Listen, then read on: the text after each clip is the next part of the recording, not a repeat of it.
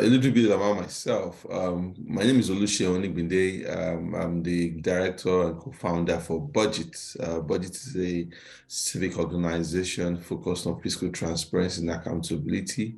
We have offices in Nigeria, Sierra Leone, Liberia, Ghana, Senegal, and also the United States. We're focused on opening budgets to citizens, tracking service delivery, strengthening institutions, and also improving natural resource governance and recently climate financing.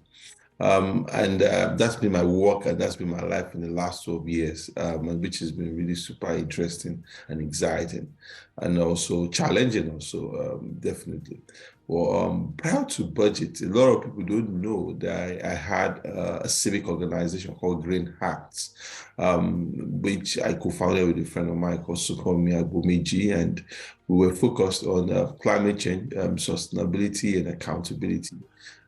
We did work on doing platforms, websites, and we call them Green Young Green, and how to get young people to be more involved in climate change and sustainability issues. I'm talking way back around 2009, 2010. So before maybe it didn't work out for us, then we had to close it down, and it left for the States. So it's something that's been on my mind for a long time about how Africa needs to be at the centerpiece of climate change and the opportunities that would emerge from that. Also, currently, I've been on the board of trustees of Society Vibes, a youth climate and sustainability advocacy and engagement platform. I've been there since 2015. So I've been well interested in this environment and building conversations and engagement. And the reason why I would say that this matters a lot to me is that the environment, the earth, the society needs to introspect on energy efficiency, needs to introspect on resource use, and also needs to introspect about how all of this is having effect, on the entire ecosystem and the entire planet. And there is no better way for us to first accept that we have a challenge with how we are using resources and how it's affecting the globe, and how we need to be much more, how we need to think that much more with this, and how we need to incentivize the right behavior towards so much more resource efficiency, and also evolving developing green economy. So I've been interested in climate change from the perspective of young people need to be at the centerpiece of the conversation. Africa needs to lead in terms of innovation and opportunity, and also the fact that some of the funding that is committed to climate change is justly spent. It's centered on equity. And also Africa also needs to understand the inherent risk in energy transition and climate change. So, I mean, that's been my own position and my interest over the years. Thank you.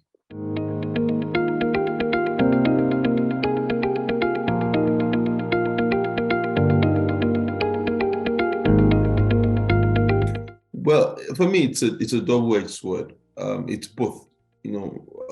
Africa is threatened by climate change. Most of its vulnerable populations, most of its coastlines, a lot of parts of places where they have very loose soil that are prone to erosion and things like that are all over the continent. So we have landslides, we have significant erosion, we have where oceans waves rise so high and they destroy oceanfront communities and things like that. And I mean, we have even the pressure of the economy, rural economy on forestation and the fact that people are, depleting forest at an incredible rate just to be able to have access to cheap energy. All of that is there. And there are threats in there. And I think we must also recognize that there are threats. But one thing we must not state is that we must not sit down with the threats. We must leapfrog.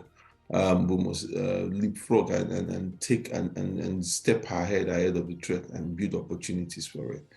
I mean, there's been different cycles of industrial revolution. The first, the second, the third. I think we are currently in the fourth industrial revolution with artificial intelligence, AI, green energy, machine learning, and the rest. Africa has an opportunity to equally participate in this from an opportunity perspective. And that opportunity is the one that centers on its people and the use of innovation and creating opportunity for its people. I mean, Africa has the youngest population across the world. I mean, this is the continent of young people. So if there's any place where intellect, industry, and abilities should shine through, and this should be in Africa. So I see there's a threat in there, but I see more of the opportunities. I think Africa can sit up and say, hey, we want to take advantage of everything happening across the carbon credit markets. We want to take advantage of sustainability drives. We want to take advantage of the green ecosystem and the green innovations in renewable energy and autonomous, the equipment and different things. We want to take advantage of all of that. And there is an opportunity for us to create things like that. And that's where Africa needs to center its conversation in, while also understanding and recognizing the threats that climate change poses, because we know that this is partly an occurrence from the pollution. I mean, the fossil fuel industrialization over the years, and Africa is also bearing part of its broth. So it's very important that we also recognize the trend, but I see the opportunities as huge and a multi-billion-dollar opportunity that Africa can actually partake and lead upon. Yeah.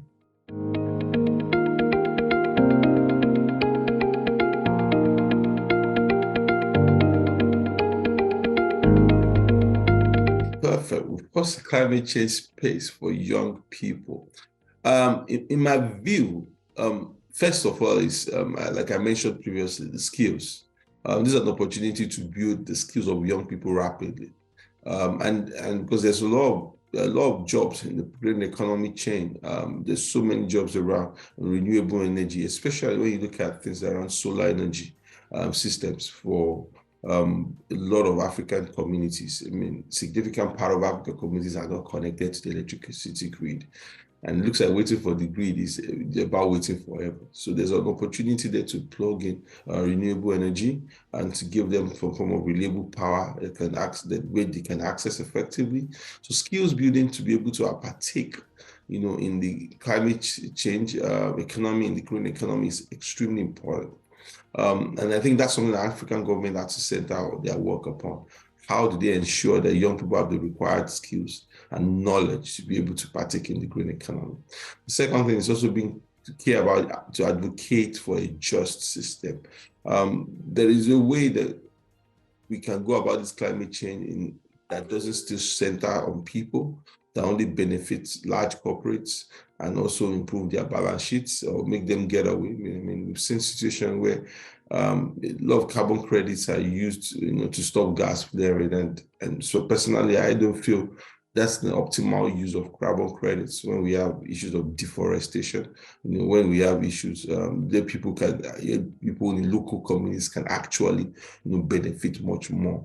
So young people can also stand as strong advocates that climate change initiatives, green economy initiatives, carbon credit markets, and everything all connected to this must be centered on equity and fairness. There must be some form of conversation on how young people and underserved communities are partaking in this kind of environment. So that's, for me, something that we need to bring forward. Another thing we need to think through also about is the financing part of climate change. Young people also have to be able to have the required knowledge to participate in this. There's a multi-billion-dollar carbon credit market, either the regulated one or the voluntary market, that Africa needs to be involved in, and Africa needs to partake significantly in.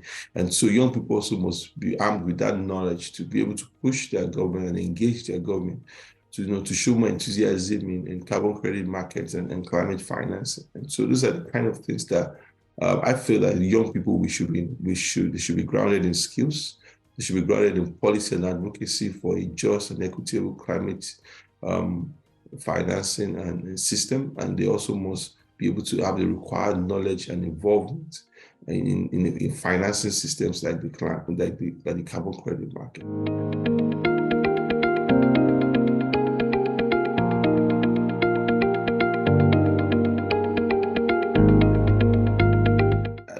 I feel that over the years, we've not been invested or we've not paid enough attention to whatever has been happening there. We've sent large delegations to the COP, the Conference of Parties, and over the years, and we just didn't go there with a coherent strategy about what exactly it's in for Africa. And those were the kind of challenges that I think Africa only sent delegations and saw the places, maybe another talk show or maybe another place for the developed economies or the large economies to brawl, like China and America and some certain issues. But Africa has not ever created its own strategy, about how it wants to participate or wants to engage in the climate change framework. But recently, there's been some changes. And we have to really acknowledge that. Number one, I've seen leading countries in Africa, Nigeria, Ghana, South Africa, Kenya, develop energy transition frameworks. So, in a way that I think it's anchored on how do we effectively posture to be able to attract investment for a much more stronger and a much more vibrant energy system, and an energy system that walks away from fossil fuel frameworks, because we know in South Africa, for example, coal as a huge element in the energy mix. Nigeria has oil, fossil fuel, in its own energy mix to us, and also even trying to create gas as an energy transition framework. So it's in a way, thinking clearly, it's all about African countries now creating like energy transition of documents and building solidarity and building engagement.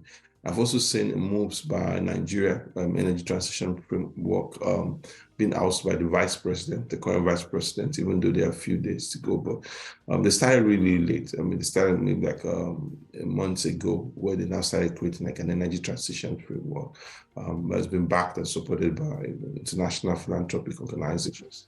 And that, for me, shows that if you want to take it to the highest level like that, for example, Nigeria also has a climate change act that was signed by the president, which is going to create a commission and is going to make them investigate and develop mechanisms for mitigation and adaptation. So it looks like better late than never, but I think there's an uptick. And what exactly President Ruto is doing, there's an uptick on the interest of climate change from an opportunity perspective, from a coherent perspective, and from them to be able to say, this is what exactly actually needs. Africa needs a financing framework for its energy transition plans. Africa also wants to participate in the green innovation ecosystem, which means we also want to lead effectively in development of energy technologies and solutions that can really improve the opportunities in there. So for me, that it looks late, but it looks like there's an uptick in recent time, which I'm excited about. That it seems the only thing is that for activists, leaders, advocates to build conversations that are stronger on the fact that these plans have to be anchored on equity and have to be anchored on justice. There has to be an element of social justice, and I will go about implementing some of these ideas.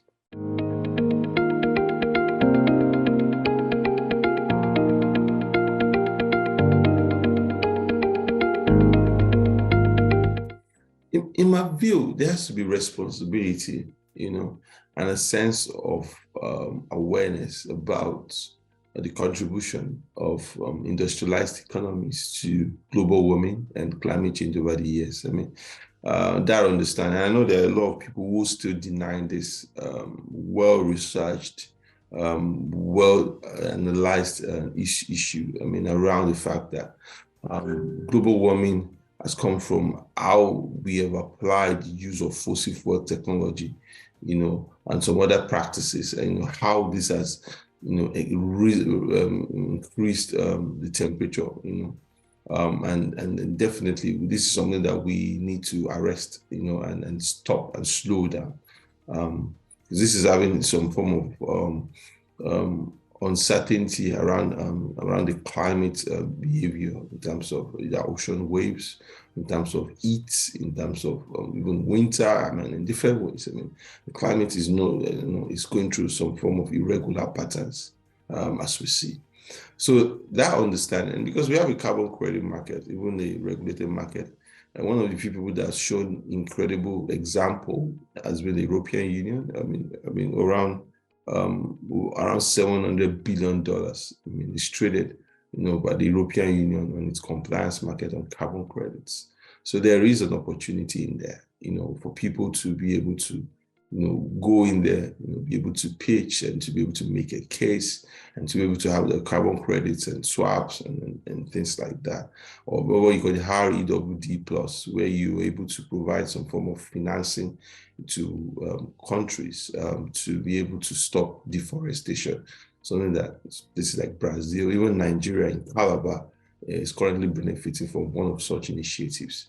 So for me, I think clearly it's mostly about the fact that there has to be some form of responsibility, on advanced economies or even developing economies that are high, heavy polluters like China.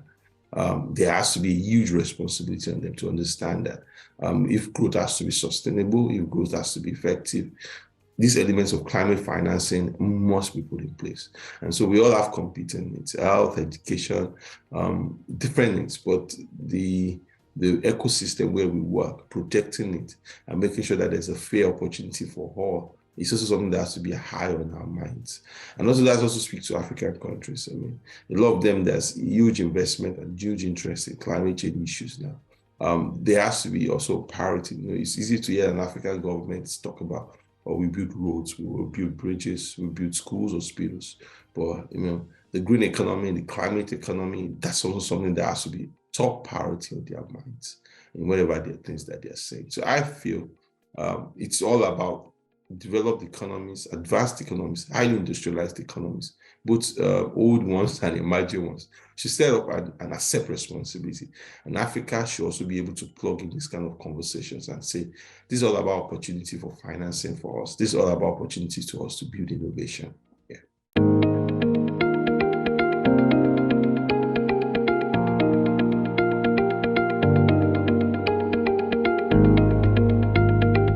Not yet. And I think there's still a lot of dependence on what would come from the global north, in terms of mitigating some of the impacts of climate change. There's been no significant investments. The only change I'm seeing is in the green bond market. There's been a sparse interest across Africa, Kenya, Nigeria, South Africa, to tap into a green bond market, which means we're borrowing and warehousing such funds for climate smart or green energy or sustainable frameworks. I mean, that's sort of things that we want to do. I think that would take it as a step forward. But in terms of the government putting much more finance in terms from its treasury on climate change, I've not seen significant investment in things like that. There's still a bit of externalization that we have when it comes to climate change. That some of our funding and some of the support will come from developed countries, which is fair, I mean, to some extent, because they've had an unequal or unequal share, in terms of pollution, or maybe an outside share in terms of pollution, so they should pay for part of the problem. But what I would say is that also African government countries have to show responsibility.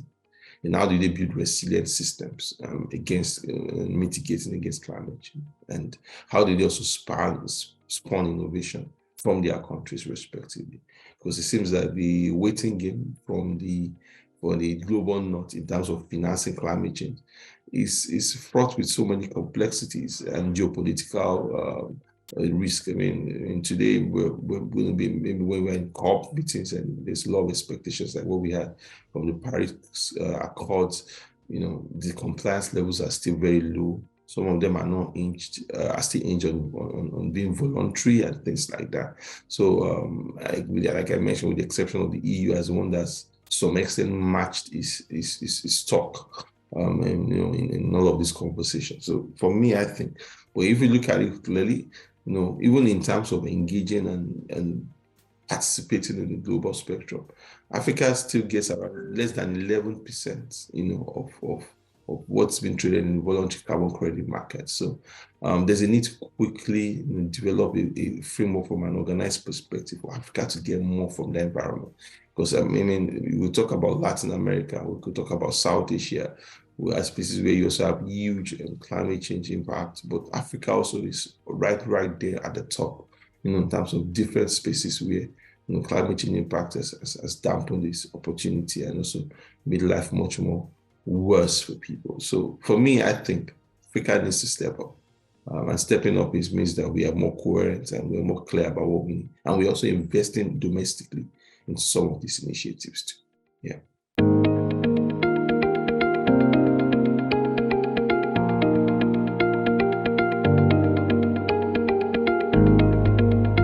It's a bond. It's a debt instrument, which means government's borrowing money. But you're borrowing money from the capital market or from the bond market, as people choose to call it, to specifically invest in climate smart green technologies or sustainable ventures. So you could be borrowing money maybe to electrify maybe 1,000 or 10,000 of houses with solar energy. You could be borrowing money to build some mitigation against climate changing impacts like erosion and ocean. And you could be borrowing money to build guards for oceanfront communities against ocean surges and ocean waves. So it's funny that it's specifically focused on warehouse and revolves around climate smart and innovation. So unlike a typical bond where you're borrowing for a plethora of issues and many issues, this is specifically focused on climate change and green initiatives.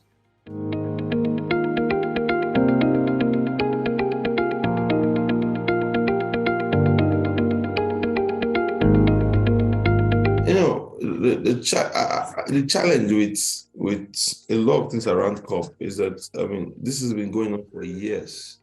And I think that takes is a step forward, in terms of what needs to be done.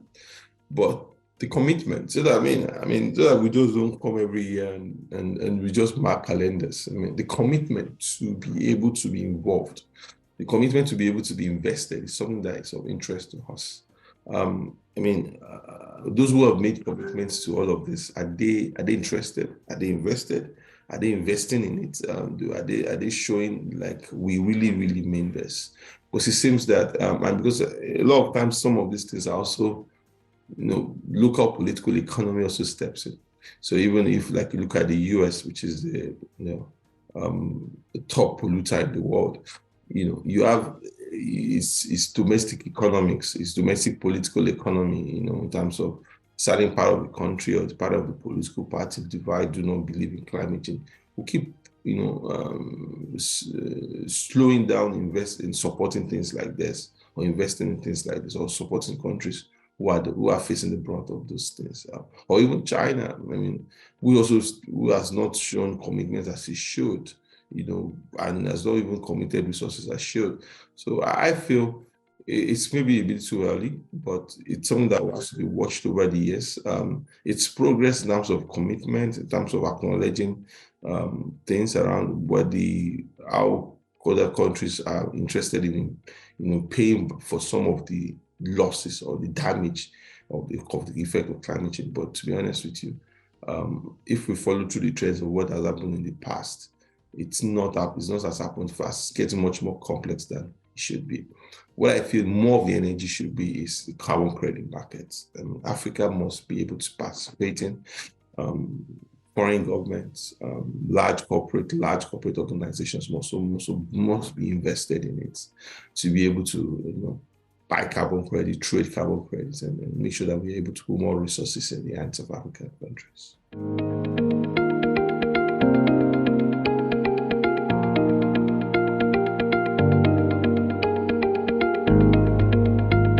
Honestly speaking, that's a very critical point. And I know Bretton Woods institutions. Let me come back again. What's the Bridgetown agenda and the restructuring of the Bretton Woods? I think that's highly necessary. These institutions were created way back. I've visited the venue where the accords were signed. I asked myself, things could be far more better in the way they have applied things. From IMF and the World Bank. And my challenge is, number one, a lot of conversations happen about the capital adequacy, that this, based on the rating that they have, the credit rating that they have, the AA, AAA rating that they have, they could do more lending that they currently do into more developed economies and more developing economies. And I think that's very, very critical. They have to be able to do more.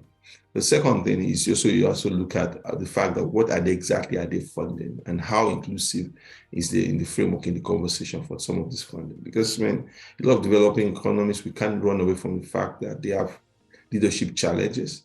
So they're not making the best choices or the right choices when they are engaging with these Bretton Woods institutions. So you find that there's a long list of items of investments or projects that are done by Bretton Woods, especially the World Bank, and you begin to worry about what exactly is the impact of all of this, or is this the optimal use of resources for, in terms of funding, for a lot of this country. Look at China. China, when people talk about China in Africa, they make it look as if China is boring, giving Africa a lot of money. If you put it on aggregate terms, China is not.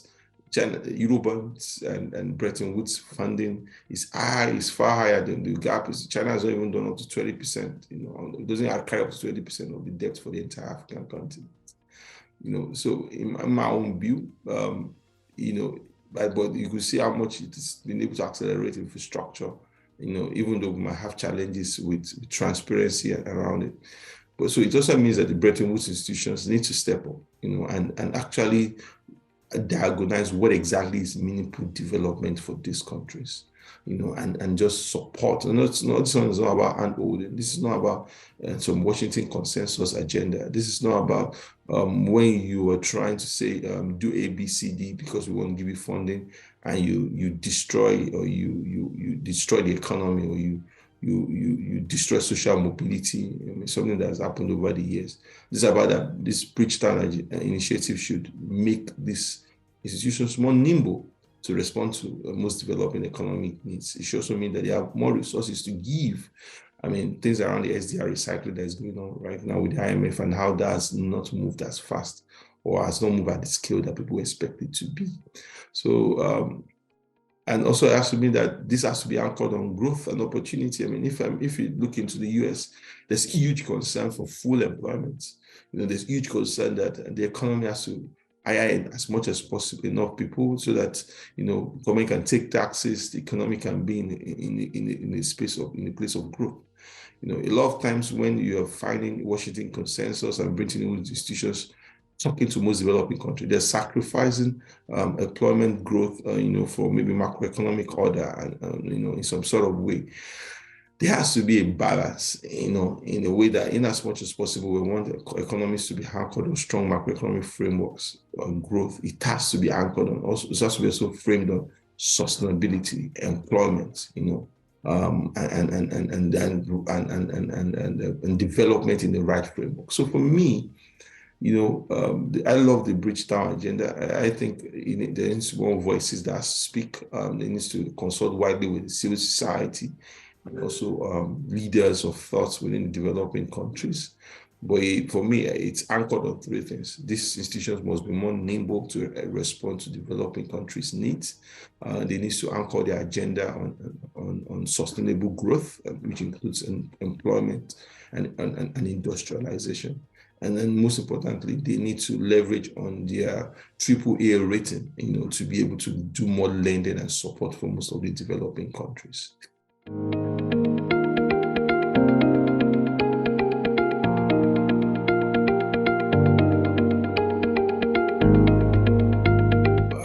I agree with you on that. And I think what African countries need to do, in a structured way, is to come together. There is no need for Africa to be speaking in different voices. There has to be a single voice. There has to have an agenda. So I'm a big fan of African countries setting the agenda by coming together. We have a COP event. There are going to be top countries in there who are going to try to have their own agenda. Africa must always go in there prepared with its own agenda.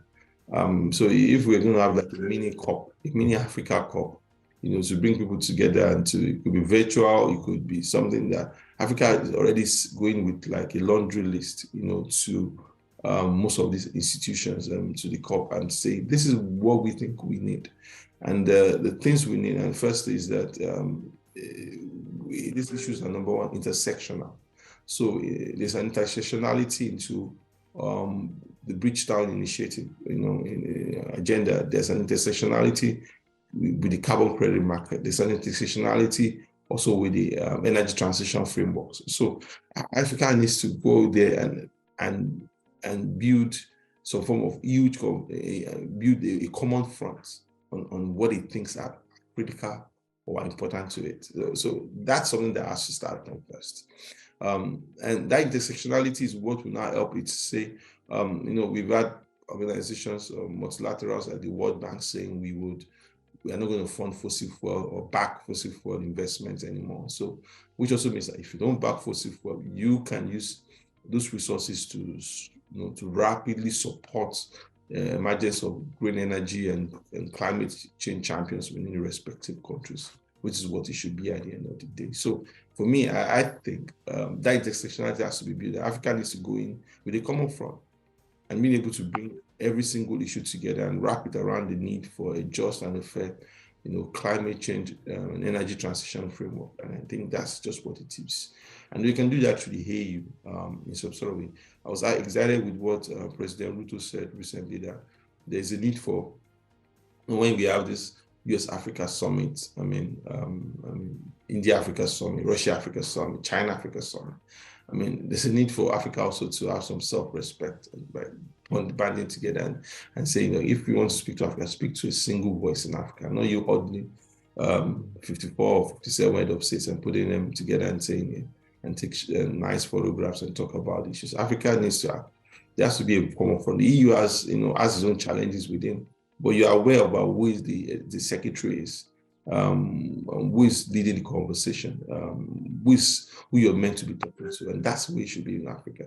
We need a stronger AU that Africa countries invest in, support, back, and they show to the world that whatever the AU is saying is our common voice, and it should benefit the entire African country. So I think that's what it should be for me.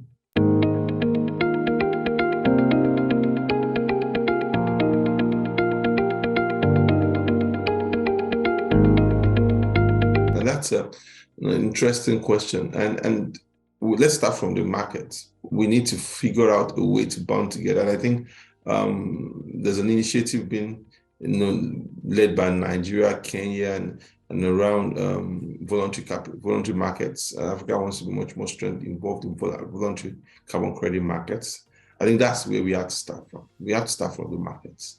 How do we coherently, pay attention to what happened in the voluntary market? It's still small at this point. I think it's around $2 billion what we have running in there. But something that could grow as high as $200 to $300 billion in the next few years. So how does Africa take a significant size of that?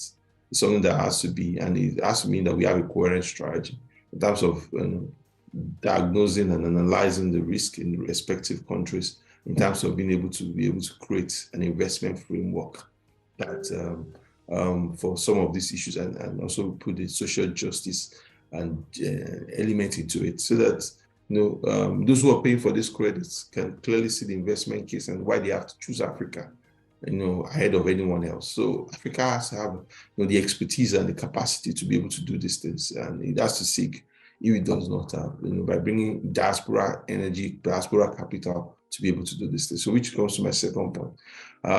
Apart from us participating in the voluntary capital market and in regulated capital market, we need to be able to attract diaspora capital. Right now, most of the skills that we need on climate change, we still need a bit of we still need to leverage on diaspora energy and diaspora capital to make these things happen, because some of those skills we might not even find it within the continent, as much as we try to talk about it. So if it means that we have people in universities, in companies who have worked for entities, that also do a lot of skills transfer to strengthen Africa's framework and Africa's position on some of this, on seeking investment, it will be really, really helpful. That's something that and I think a whole lot of things also can happen with bilateral conversations. So if, for example, Google, Microsoft, or whoever wants to offset its carbon credits and you want to speak, and an African country should be able to build conversations. So we must also know that in as much as we are also talking to these entities about expanding to Africa and opening up their entities in Africa, they also have the carbon trading desk in each of these countries, in each of these companies too. Africa must also be able to integrate these conversations around, carbon credits trading and all of that with some of these multilateral, so that when we even go to regulated markets or it's a voluntary market, there is a clear conversation and about all of these are all connected together. Green bonds are also a big opportunity that Africa needs to tap in much more. Skills transfer, being able to get skills transfer in green technologies. And all of that is also a vertical, which includes tertiary institutions, universities being involved heavily about. So Africa also has to get the required skills. There's no reason why Africa can't produce its own solar panels. There's no reason why Africa can't have leading companies in wind energy, offshore wind energy. There's no reason why Africa is not leading on hydrogen, hydrothermal energy. I mean, a lot of things that Africa can take a leadership on as much as possible. But it's just because we have to be much more strategic in how we be able to, harness domestic capabilities, seek the diaspora support when necessary, and most importantly, be able to define, vehicles, investment vehicles, that climate change fund, that green energy that people can find attractive and really invest in.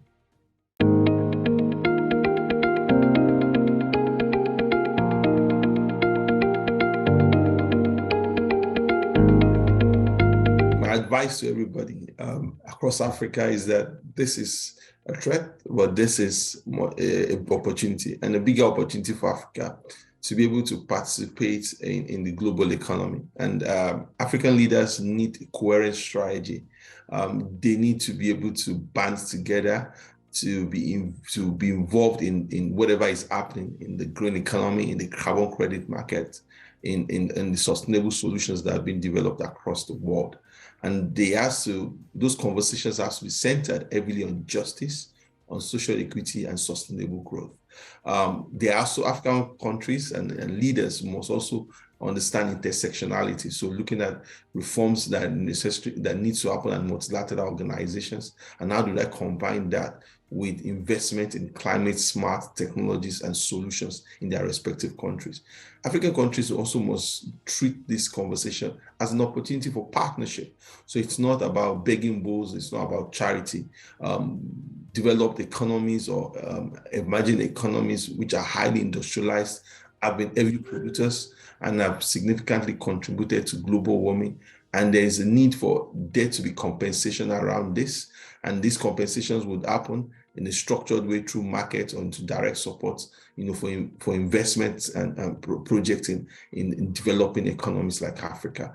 And all of that also can leapfrog us into leading on green economies. We're running late already, but there's still a chance for us to build our own solar panels and also even build for the world, build the offshore energy, build fuel gas, build hydrogen gas technologies and different things that could actually take us steps and steps ahead if only are ready to invest in the know-how and also be able to attract diaspora capital for this. And also very important that Africans, not just its leaders, must also lead this charge of conversations. In our little corners, in our little conversations, we should understand that climate change, sustainability, energy efficiency, all of these are critical if Africa wants to be able to participate in the new economy. And we must advocate at every corner that we find ourselves that conversations on climate change and sustainability must include Africa from a point of mutual respect. And we must be advocates, for effective use of technology, of energy, and also into building and ensuring that economies and rural, especially rural communities, are also heavily involved in this entire process. So this is my charge to everyone, from African leaders to the influential leaders of Africa, and to say, be involved, ask questions, and just more demand what is fair at the table. Thank you very much.